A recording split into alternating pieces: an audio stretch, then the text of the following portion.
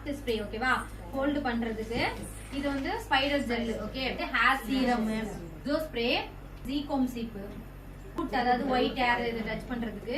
அதுக்கப்புறம் இது வந்து டாப்பிங் பவுடர், பிளாக் பவுடர், நம்ம ஹேர் கேப் இருக்கிறது ஃபில் பண்றதுக்காக. அது வந்து மூஸ், அதாவது ஹேர் வந்து கர்ல்ஸ் பண்றதுக்காக நம்ம யூஸ் பண்றோம். ஐகானிக்கோட கிரிம்பிங் மிஷின். நம்ம இதுதான் இது டெயில் கோம் சீப்பு. இது வந்து ஐகானிக்கோட tongs machine, straightening machine, paddle brush. நான் சொன்ன ரூட்ல கரெக்டா மிஷின் டைரக்டா போய் இப்படி வச்சிட கூடாது, வச்சுன்னா கண்டிப்பா சுட்டுடும் ஓகேவா. சோ இங்க கொஞ்சம் ஒரு 1/2 இன்ச் கேப் விட்டு ஒரு வாட்டியும் வந்து பிரஸ் பண்ணும்போது ஊதணும். இங்க மட்டும் ஊதுனா போதும். சோ அடுத்து வர்றதுக்கு ஊதல், ஏன்னா அந்த ஹீட் தெரியாம இருக்கிறதுக்காக தான். இந்த குட்டி முடியெல்லாம் பறக்கும் நம்ம ஸ்ப்ரே அடிச்சு செட் பண்ணல அப்படின்னா இந்த ஹேர் லைன்ஸ் மட்டும் எடுத்து கிரிப்பிங் மிஷினாலே போய் இப்படி கண்ட்ரோல் ஆயிடுச்சு.